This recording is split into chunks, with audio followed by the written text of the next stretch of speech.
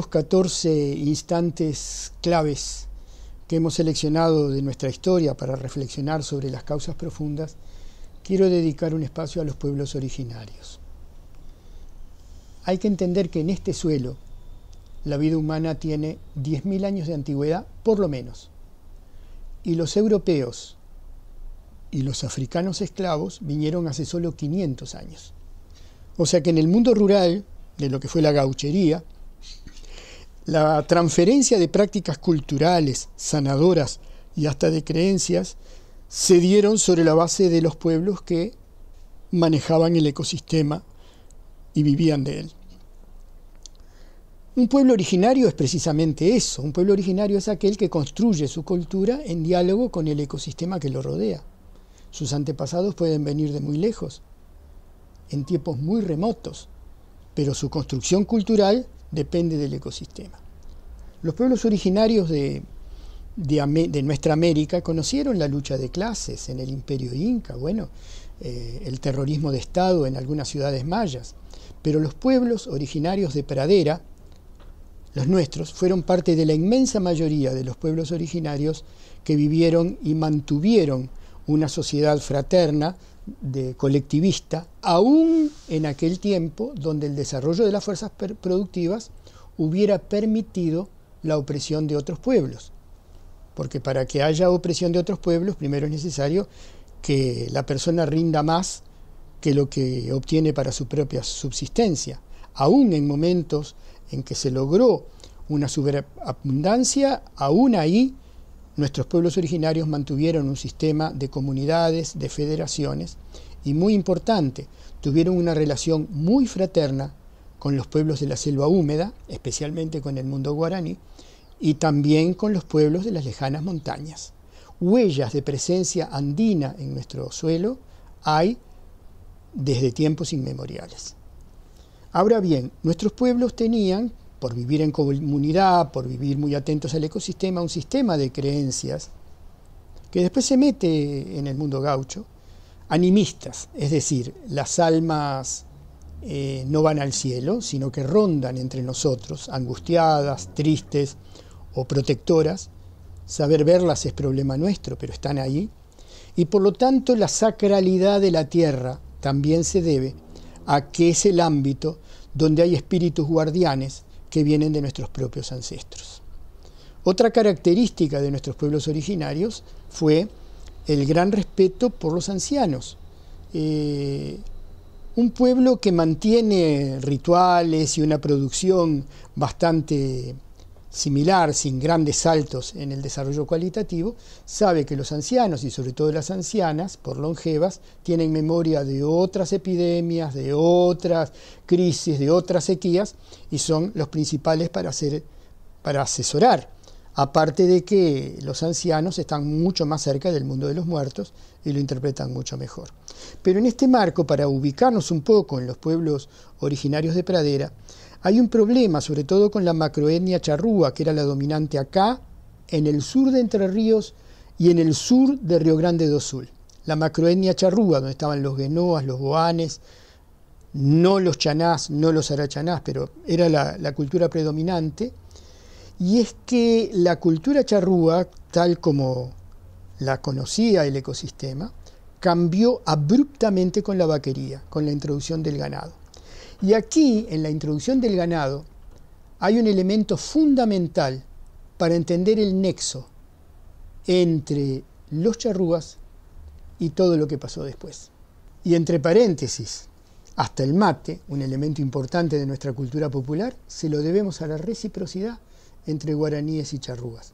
Fueron los guaraníes los que lo domesticaron hace 40.000 años y hace 10.000 que se tomaba mate por aquí. 8.000 años antes del nacimiento de Jesús ya acá se tomaba mate.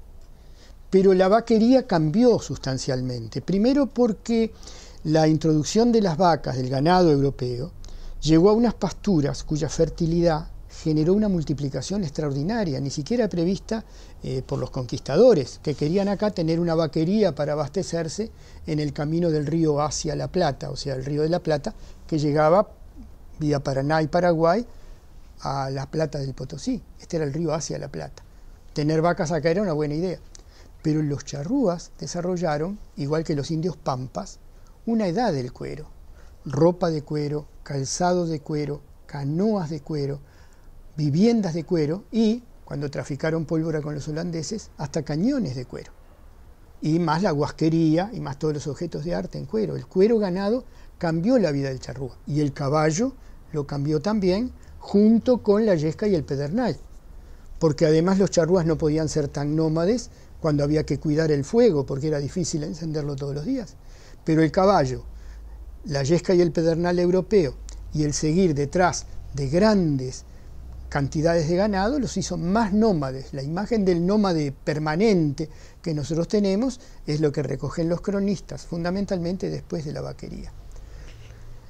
Cuando nosotros hablamos de los pueblos originarios, tenemos que entender que su influencia fue muy grande, porque el mundo gaucho fue un mundo de un mestizaje cultural y religioso importantísimo. Una base esencial de lo que fue después nuestra primera batalla de insurrección, la primera guerra de insurrección, tiene un componente indígena mucho mayor del que podemos presuponer hoy. Y cuando uno se interna en la cultura de hoy, del Uruguay rural, hay prácticas culturales, no solo la yullería, sino prácticas de sanación, prácticas rituales que tienen que ver con la muerte, con la presentación de los niños a la luna, que marca cómo la influencia cultural charrúa marcó para siempre al pueblo oriental. En distintos hechos, como en el Éxodo, además, ese mestizaje se acentuó y esa igualdad y esa horizontalidad se presentaron. En resumidas cuentas, cuando nosotros hablamos de nuestros pueblos originarios, que tenían conexión con otros pueblos, que vivieron una sociedad fraterna, libertaria, de lo que podríamos llamar un colectivismo difuso, que tenían relaciones además con pueblos agricultores, posiblemente una parte de los charrúas fueron agricultores, que se adaptaron, y esto es importantísimo, a través del mundo gaucho, a un proyecto multicultural, que lo vivieron primero con otros pueblos hermanos que venían a la pradera, y después con los inmigrantes pobres que se hicieron gauchos y con los muchachos y las muchachas negras que se hicieron también gauchos para desobedecer la ley colonial. Entonces, entender a estos pueblos originarios en sus creencias animistas, en su relación con el ecosistema, en su amor por la tierra y en su brazo tendido, nos permite entender algunos fenómenos que después vamos a examinar en la medida que avance el proceso de independencia y que va a demostrar también el crimen que se cometió, que tampoco fue inocente, tenía razones fundadas para cometerse, contra ellos para borrar su memoria, para borrar su lengua, para borrar su identidad.